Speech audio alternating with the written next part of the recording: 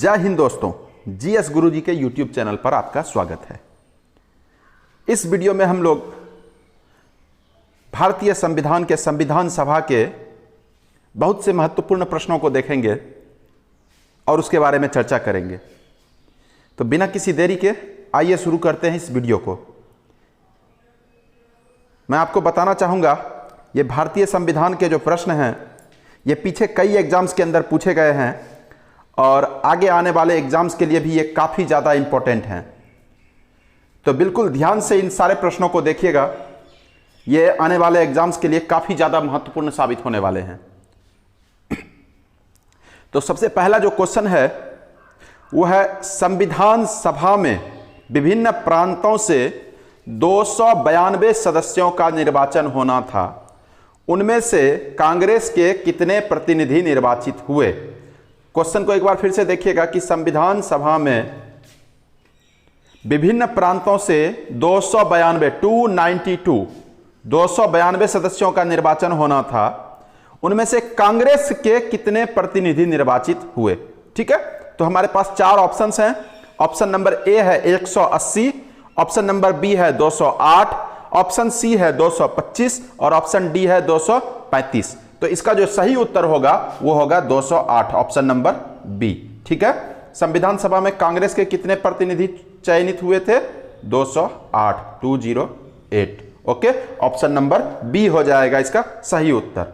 ठीक है, आगे चलते हैं।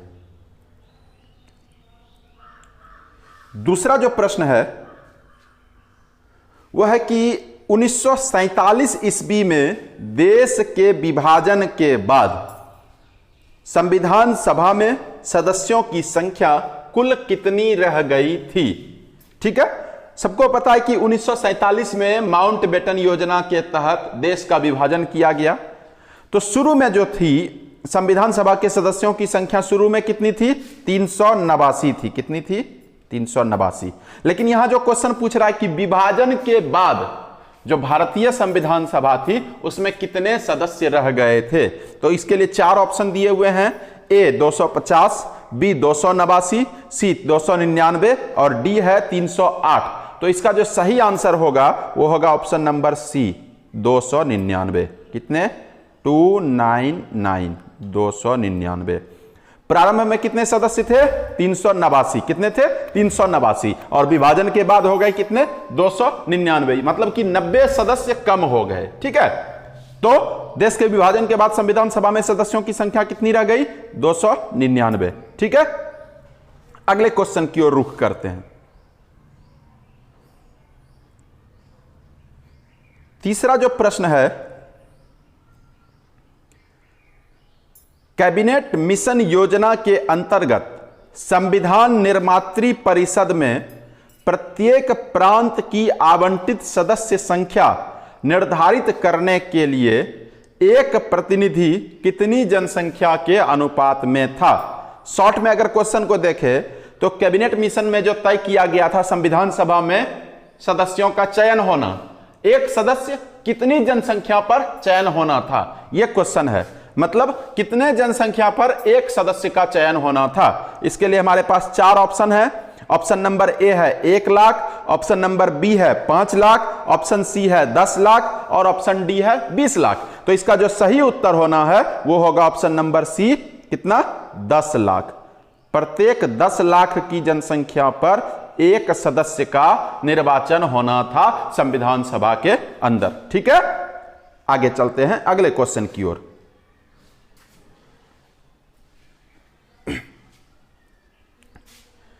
चौथा जो प्रश्न है वो यह है कि संविधान सभा में किस प्रांत का प्रतिनिधित्व सबसे अधिक था।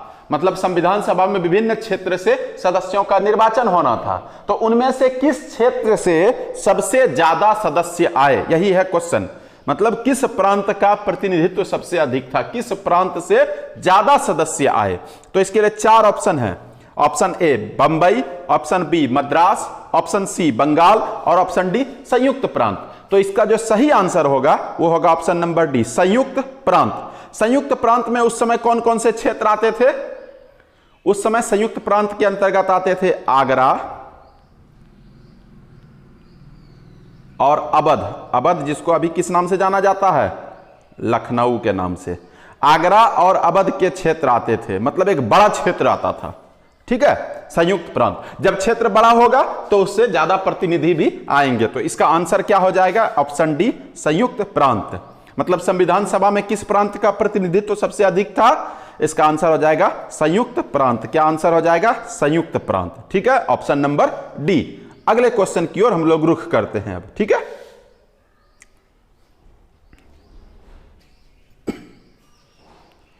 पांचवा जो प्रश्न है वो है, संविधान सभा के प्रारूप समिति में सदस्यों की संख्या कितनी थी, ठीक है। प्रारूप समिति, प्रारूप समिति में सदस्यों की संख्या कितनी थी, चार ऑप्शन है, ए है 7, बी है 12, सी है 15 और डी है 18। तो इसका जो सही उत्तर वो हो जाएगा ऑप्शन नंबर ए, 7 सदस्य। कितने सदस्य थे, 7 सदस्य थे प्रारूप समिति में। कितने, 7। और प्रारूप समिति के अध्यक्ष कौन थे, भीमराव अंबेडकर। कौन थे, अंबेडकर।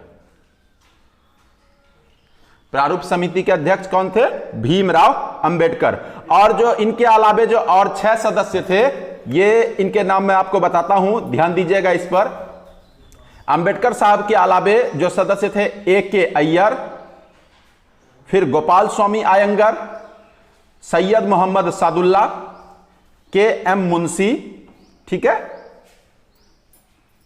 एन माधवराव, जिनका चयन किनके जगह पर हुआ था, बी एल मित्र के जगह पर हुआ था। किनके जगह पर, बी एल मित्र के जगह पर एन माधवराव का चयन हुआ था, ठीक है।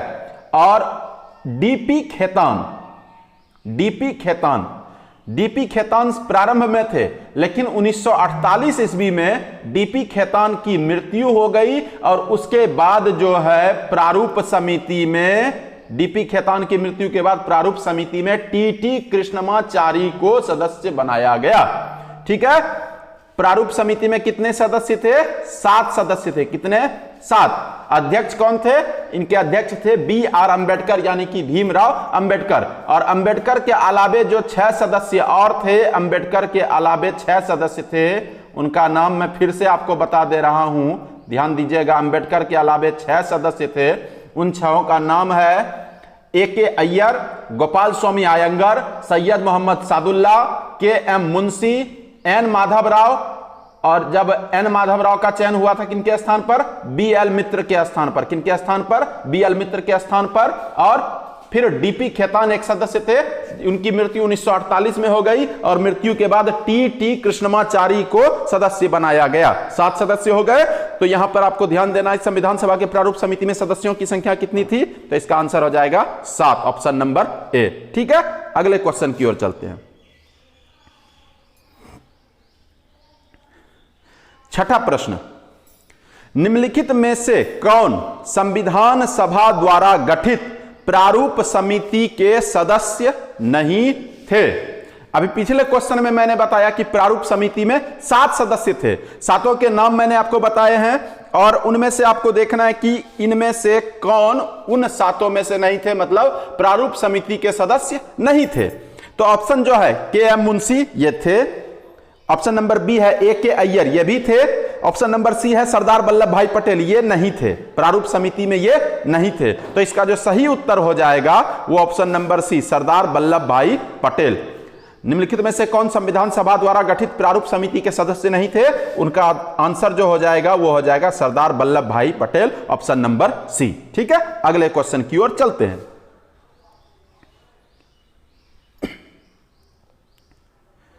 7वां प्रश्न, संविधान सभा के उद्घाटन अधिवेशन की अध्यक्षता किसने की थी। मतलब जो सबसे पहली बैठक हुई थी संविधान सभा की, उसका उद्घाटन कब होता है, किसी चीज का उद्घाटन होता है कब, जो एकदम पहली बार होता है। तो संविधान सभा की जो सबसे पहली बैठक हुई थी वो हुई थी कब, 9 दिसंबर 1946 को। कब, 9 दिसंबर 1946।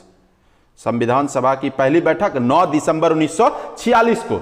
और उसकी अध्यक्षता किसने की थी, वहां पर देखिए आनन फानन में थे सब लोग, तय नहीं कर पा रहे थे किनको अध्यक्ष बनाया जाए, तो फाइनली ये डिसाइड किया गया कि सबसे बुजुर्ग जो थे संविधान सभा में उस टाइम जो उपस्थित सबसे बुजुर्ग थे वे थे डॉक्टर सच्चिदानंद सिन्हा। तो सब लोगों ने यह तय किया कि सब लोगों की सहमति से यह तय किया गया कि सबसे बुजुर्ग सदस्य जो थे उस टाइम उपस्थित सच्चिदानंद सिन्हा, उन्हें ही अध्यक्ष बना दिया जाए। मतलब कि संविधान सभा के उद्घाटन अधिवेशन के अध्यक्ष कौन थे?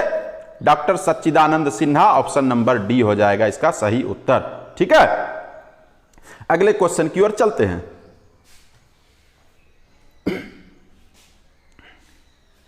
आठवां प्रश्न, संविधान सभा के प्रारूप समिति की नियुक्ति कब की गई?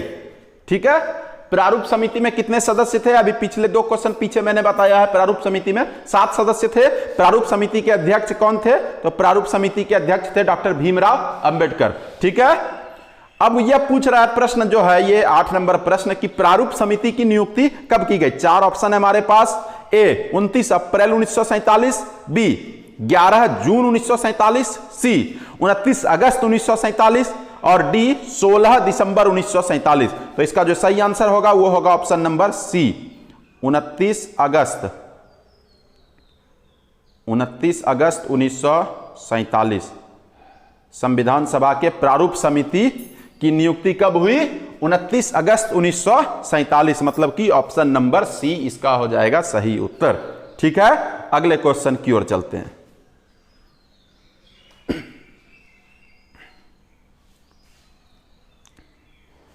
क्वेश्चन नंबर 9 को देखिए।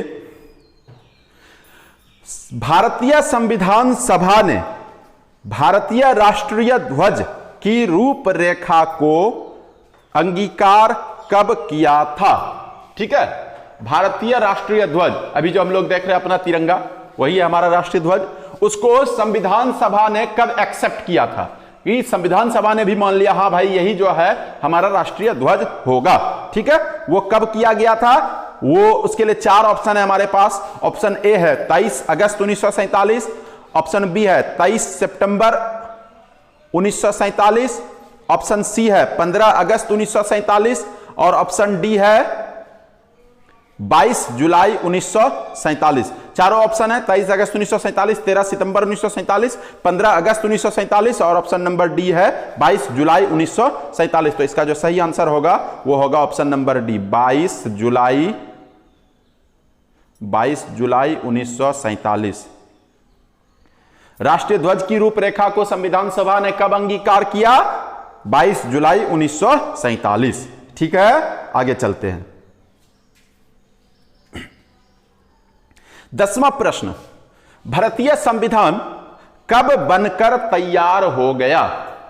मतलब कि एक प्रोसेस होता है, दुनिया का सबसे बड़ा लिखित संविधान है भारतीय संविधान, तो सोच सकते इसको बनने में बहुत ज्यादा टाइम लगा होगा। तो एक प्रोसेस के तहत यह बना और शुरू हुआ संविधान सभा कब? 9 दिसंबर 1946 और एक लंबा प्रोसेस चला और उस प्रोसेस के बाद बनकर के तैयार कब हो गया?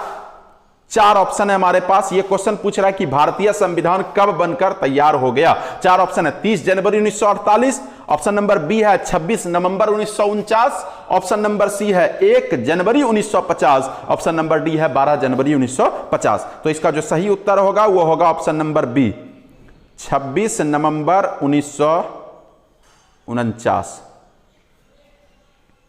26 नवंबर 1949। ठीक है, कब बन करके तैयार हुआ? 26 नवंबर 1949। ठीक है, 26 नवंबर 1949 को। आप लोगों ने यदि प्रस्तावना को पढ़ा होगा तो उसमें लास्ट में लिखा हुआ है आज तारीख 26 नवंबर 1949, है ना। वो जब लास्ट हुआ था संविधान सभा, जब लास्ट बैठक कर रही थी उस टाइम पर, मतलब जिस दिन संविधान को बना करके तैयार किया गया उसी दिन सब लोगों ने हस्ताक्षर किया था और वही तय किया गया था कि आज तारीख 26 नवंबर 1949 था ना। तो ये जो क्वेश्चन का आंसर हो जाएगा, 10वां प्रश्न का उत्तर क्या हो जाएगा? भारतीय संविधान कब बनकर तैयार हो गया? तो इसका सही उत्तर होगा ऑप्शन नंबर बी 26 नवंबर 1949। अगले क्वेश्चन की ओर चलते हैं। 11वां प्रश्न, भारतीय संविधान को बनने में कितना समय लगा?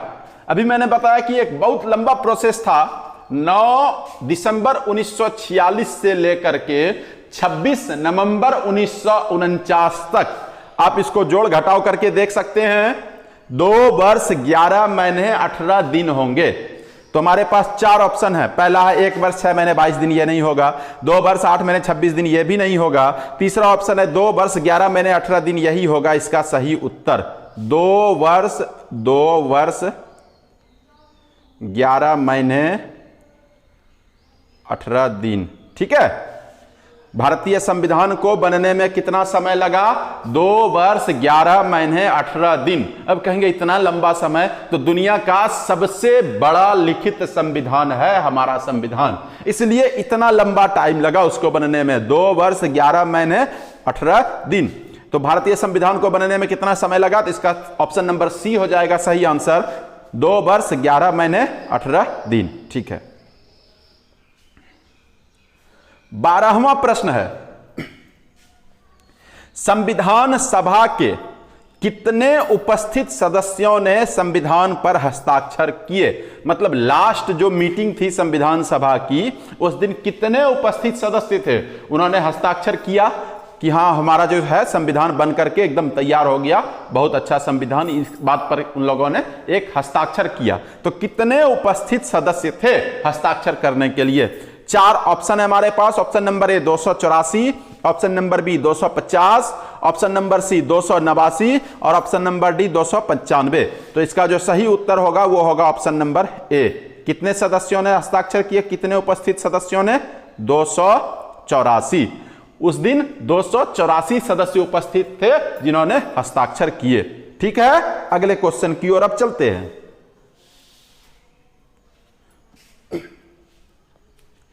13वां प्रश्न, संविधान सभा द्वारा अंतिम रूप से पारित संविधान में शामिल थे।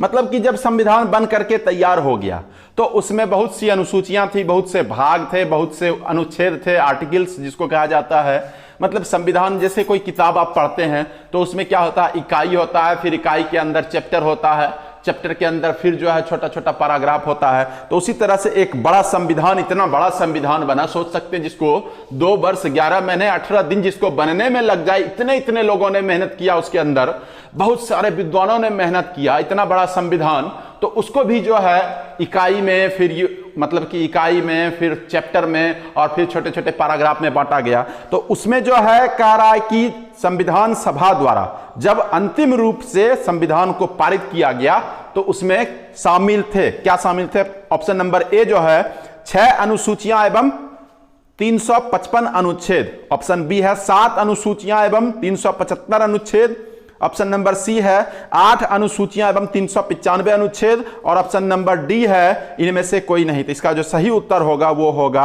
ऑप्शन नंबर सी। जब संविधान बन करके तैयार हुआ था, अंतिम रूप से पारित हुआ था, उसमें 8 अनुसूचियां, 395 अनुच्छेद और 22 भाग थे। ठीक है। 8 अनुसूचियां एवं 395 अनुच्छेद। यहां पर जो क्वेश्चन है कि जब संविधान, मतलब कि संविधान सभा द्वारा अंतिम रूप से पारित संविधान में शामिल थे, क्या शामिल थे? 8 अनुसूचियां एवं 395 अनुच्छेद, ऑप्शन नंबर सी इसका हो जाएगा सही उत्तर। ठीक है। आगे चलते हैं अगले क्वेश्चन की ओर।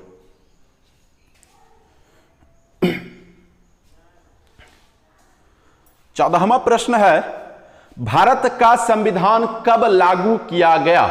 अभी पीछे के क्वेश्चंस में हम लोगों ने देखा कि संविधान बनकर के कब तैयार हुआ। बन करके तैयार हुआ कब? 26 नवंबर 1949 को। लेकिन लागू कब किया गया? उसके ठीक 2 महीने के बाद। तो 4 ऑप्शन है हमारे पास, भारतीय संविधान कब लागू किया गया? 4 ऑप्शन। ऑप्शन नंबर ए 15 अगस्त 1947, ऑप्शन नंबर बी 30 जनवरी 1948, ऑप्शन नंबर सी 26 नवंबर 1949 और ऑप्शन नंबर डी है 26 जनवरी 1950। तो इसका जो सही उत्तर होगा वो क्या होगा?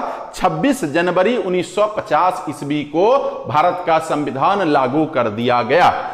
अब इसको अगर इस क्वेश्चन को दूसरे तरह से पूछा जाए कि भारत कब एक गणतंत्र राष्ट्र बना? गणतंत्र शब्द पर ध्यान दीजिएगा। गणतंत्र, गणतंत्र क्या है? जिसका कि अपना संविधान हो। तो भारत को अपना संविधान कब मिला? 26 जनवरी 1950 को। इसलिए तब से 26 जनवरी को हम लोगों के यहां पर गणतंत्र दिवस मनाया जाता है। ठीक है, गणतंत्र दिवस कब मनाया जाता है? गणतंत्र दिवस कब मनाया जाता है हमारे यहां पर? 26 जनवरी को। और यह बनाने की प्रक्रिया कब से शुरू हुई? गणतंत्र दिवस मनाने की प्रक्रिया शुरू हुई कब से? 26 जनवरी 1950 से। ठीक है, क्यों मनाया जाता है 26 जनवरी को गणतंत्र दिवस? क्योंकि इस दिन भारत का अपना संविधान लागू हो गया पूरे देश के अंदर। और संविधान जब लागू हो जाता है तो जिस देश में अपना संविधान लागू हो जाता है वो देश गणतंत्र हो जाता है। ठीक है, आगे चलते हैं अगले क्वेश्चन की ओर। 15वां प्रश्न है, संविधान सभा ने राष्ट्रगान को कब स्वीकार किया? राष्ट्रगान मतलब नेशनल एंथम, जन गण मन।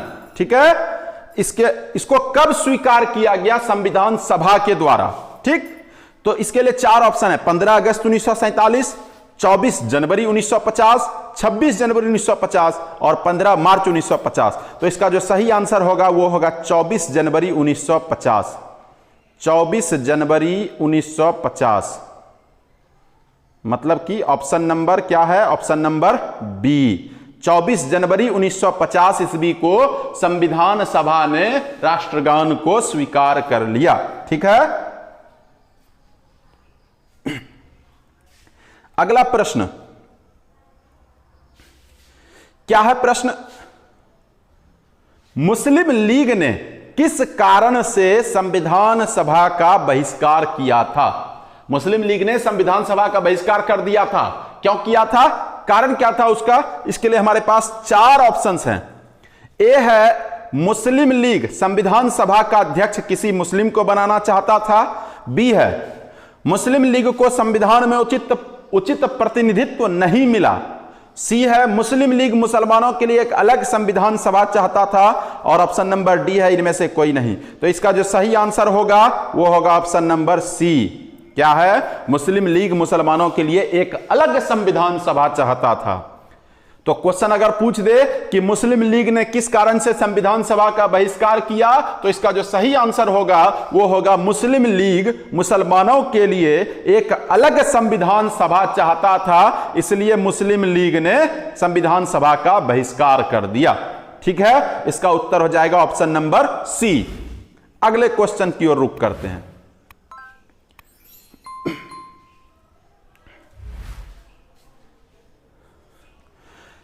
17 नंबर प्रश्न है, संविधान सभा के सदस्यों में अनुसूचित जनजाति सदस्यों की संख्या कितनी थी?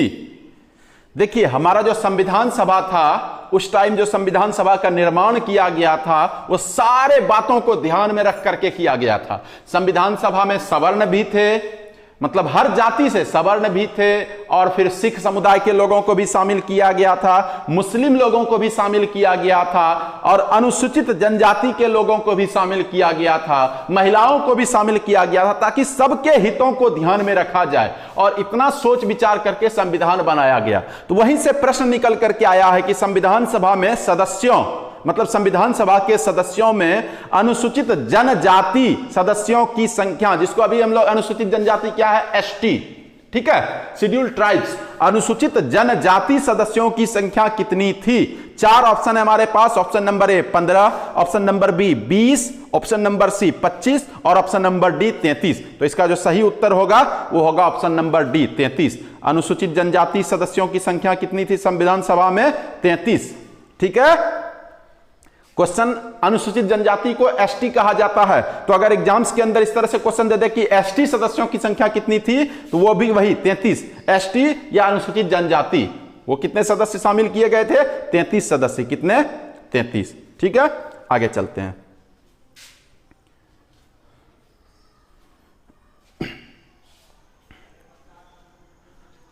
भारतीय संविधान का निर्माता किसे माना जाता है? निर्माता मतलब निर्माण किसने किया संविधान का?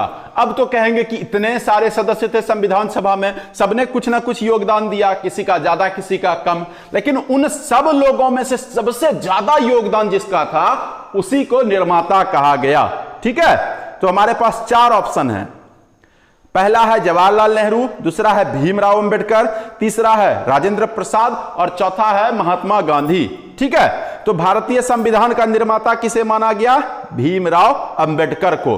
कानून के बहुत बड़े ज्ञाता थे वे। संवैधानिक तौर पर अगर संविधान की जानकारी हो, किसी भी देश के संविधान को बनाने के लिए सबसे ज्यादा कानून की जानकारी चाहिए, सामाजिक जानकारी चाहिए, तो भीमराव अंबेडकर इस दृष्टिकोण से काफी शानदार व्यक्ति थे, काफी ज्ञानी मनुष्य थे वे। इसलिए कहा जाता है कि भारतीय संविधान के निर्माता भीमराव अंबेडकर थे। योगदान सबका था, लेकिन उन सब में सबसे अधिक योगदान किनका था? भीमराव अंबेडकर का। इसलिए भारतीय संविधान का निर्माता किसे कहा जाता है? भीमराव अंबेडकर या BR अंबेडकर। ठीक है, अगले क्वेश्चन की ओर चलते हैं।